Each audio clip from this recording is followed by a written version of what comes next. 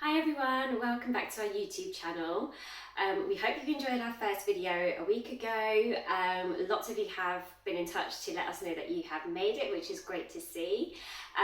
Following on from that, we thought it would be good to kind of shoot a quick introduction as to what to expect from the Chop 'N Chef over the coming weeks and months. We've got lots of content ideas in our minds, and we thought it would be good to just kind of talk through what you can expect to see in terms of the dishes we'll be making on here and the kind of content we'll be also putting onto our Instagram. We are posting everything from well-loved family recipes to quick snacks, dinners, quick brunches, the whole kind of range basically. A lot of the food that we will be sharing is kind of well-loved family recipes, and others will be more food and snacks that we've developed ourselves. Our food is often fused with like a mixture of different flavours, and that we feel very much comes across in a lot of the dishes that we make and have been sharing. So there'll be more of that to come. A lot of the food is heavily influenced by Kenyan cuisine, and that kind of comes from the time our families lived in Nairobi, but before that they originated from Punjab in India. So again, the food we cook really does kind of stay true to a lot of the cooking methodologies and recipes and flavours from those regions. But we obviously also enjoy all cuisines from all over the world, and that's something that we have thoroughly enjoyed doing over the years as well, is travelling and exploring and having lots of different cuisines. And so our food, we hope, will be kind of also influenced by our travels. In the near future, we hope to also show you content from food markets and food events, restaurants, and also some travels as well. Currently, due to the lockdown, we're obviously unable to do that, so we're making the most of the time at home and experimenting with lots of different food and flavours, so hopefully that's coming across to you guys as well. So I hope that gives you a nice little overview of what we're about. It's not just me that I kind of do most of the cooking, but behind the scenes is my other half. He is also a big foodie. A lot of the cooking that I've learned is actually from my in-laws, so my husband's mum and dad, and so that is also something that we hope to feature on this channel, and hopefully in the near future he will also be making an appearance here too. So that's basically us, I think, in a nutshell. He's also a tech geek, so all of the content that we're shooting is on the Xperia's 1 and 5. We're not using professional camera equipment or sound technology for this. We're just using what we have available, and I'm leaving the rest up to him to kind of edit it all. So that hopefully just gives you a bit of insight onto that side of things as well. Right, so today I'm going to be showing you how to make a BESAN PANCAKE, and this is essentially a chickpea flour savoury pancake. It's gluten-free, it's vegetarian, and it's super healthy, nutritious and filling as well. So it makes for a great snack. It can be used for a brunch or a light lunch, or even just a light dinner like I'm having today. So for this recipe you are going to need half a diced red onion, a handful of fresh finely chopped coriander.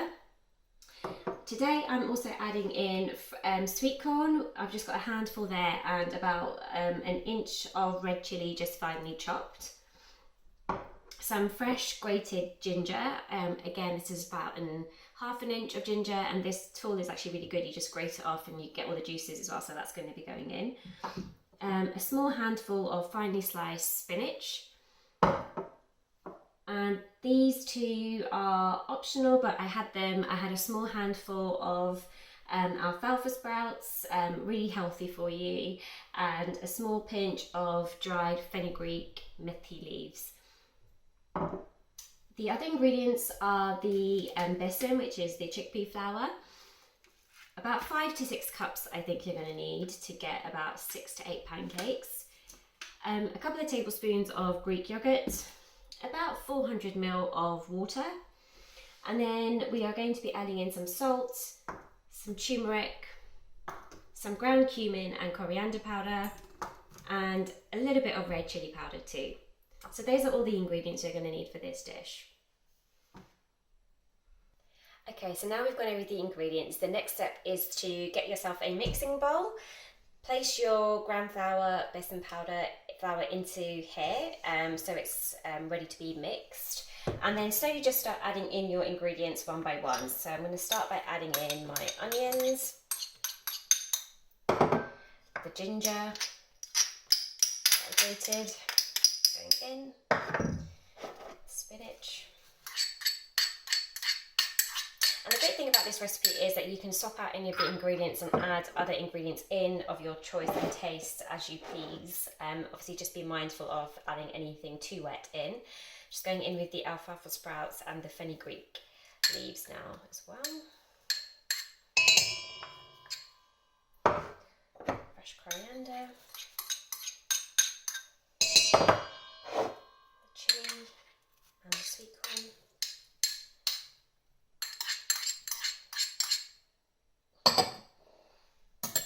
Now for the dry spices, about half a teaspoon I think of red chili powder, about a teaspoon of ground cumin and coriander powder, about 3/4 or about half a teaspoon actually of turmeric, and about a teaspoon of salt. I'm going to put a little bit extra in. And then you probably want to add about 2 tablespoons of yogurt. You can probably make this without the yogurt if you're vegan, or find a alternative yogurt to go in. But I prefer it with the yogurt, so I'm adding in 2 tablespoons of yogurt. So then all of your ingredients are essentially in the bowl like that. You then want to get yourself a spoon.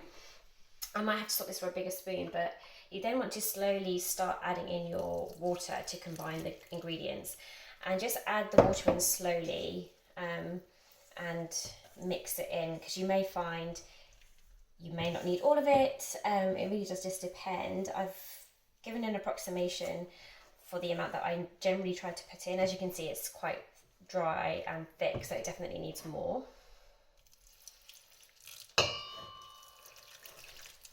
And remember, you want this to be like a paste, like a batter. So just really combining that until it becomes quite runny. So I think I might need a little bit more water. I'll see how I get that much.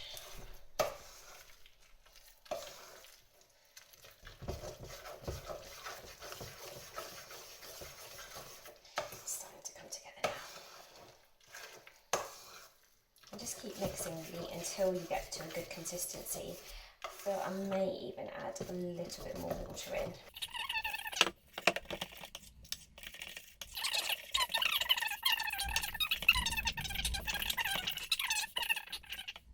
So now we're ready to start making our pancakes. So you'll need to have ready a skillet pan with some oil. I've just had this on, so the oil should be nice and hot now. I've put it down to the lowest temperature now that it's gotten up to the right temperature I need it to be. A spatula, and then I've just got a plate ready with a kitchen towel on it, just for the pancakes when they get made, and a ladle to scoop out the mixture. So get yourself a ladle full of mixture and slowly but surely transfer it into the skillet, and try to center it into a pancake style shape. And you can add a little bit more batter, that's absolutely fine. If you want to make them a bit bigger, just spread them out like so, but roughly this is the kind of size you'll be looking at. Just going to add a bit more.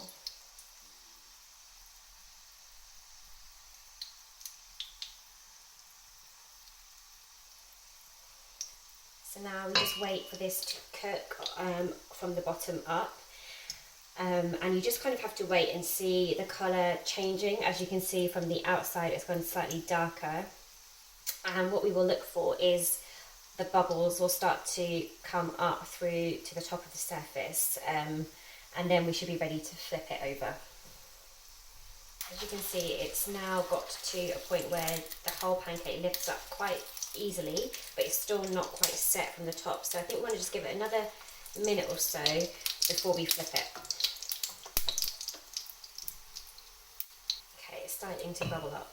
So I'm going to flip it, and this can be a little bit messy, so just have a fork ready and flip like so. Didn't quite get it into the centre, but that's absolutely fine. It will cook down. You can move it down.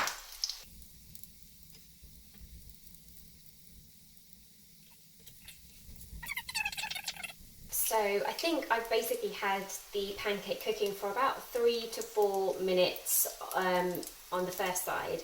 So that should roughly give you a good guideline of, you know, how long you need to leave it in there before you start flipping. But look for those signs, look for the edges cooking up, and wait for that kind of colour to deepen on the outside rim, and for the batter to kind of settle in the middle before you flip it. So I'm just going to flip it back now the other way. There we go.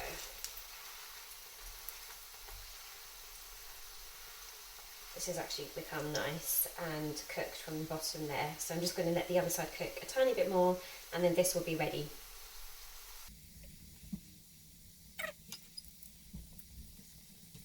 Okay, and now this one's done. I can't see any of the batter coming up through the spatula or to the top of the surface, which means that it has cooked through nicely, and it's also got a nice golden colour to it. So I'm going to take this one out.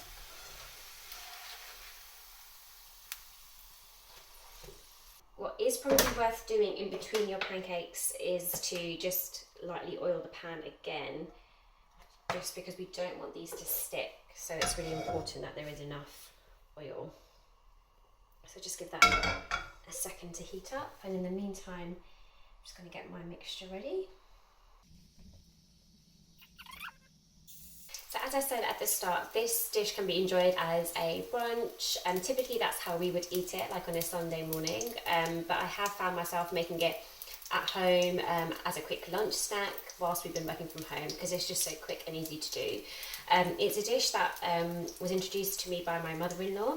I had never tried these before, but she makes really good rice flour version of this as well, and she normally cooks it up on a Sunday morning, so I've just kind of carried on that tradition after seeing her make it.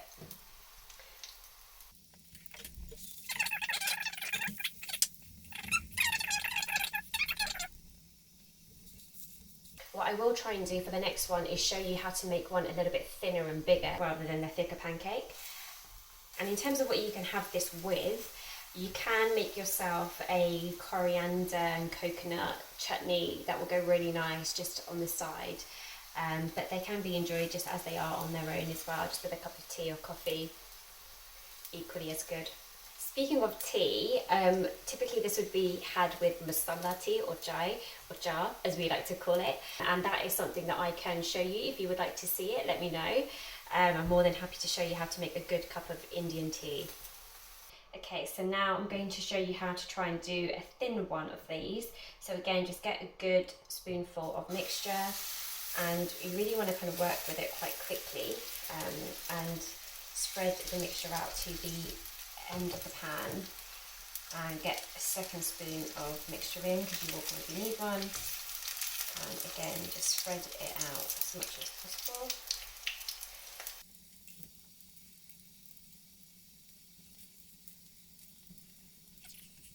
So as you can see, this is our third pancake, and we're starting to see really good holes forming now. But that's a really good sign, and that's something to look out for. As you can see, there's lots of holes there, and that's just a sign that it's cooking through and nearly ready to flip.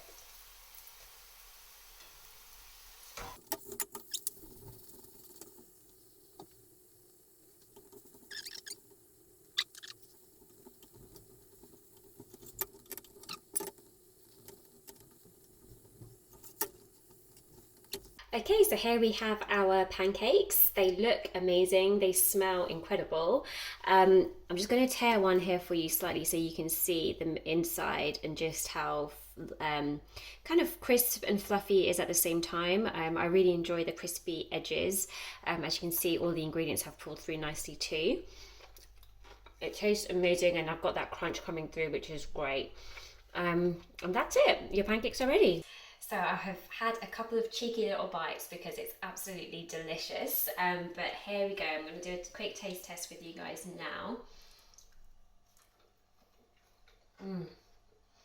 So I'm really getting the onions, the spinach, the fenugreek, the chili, and the ginger's coming through too. I really can't wait for you guys to try these and taste these, and let me know how you found them. But I'm going to go and have these for my dinner now.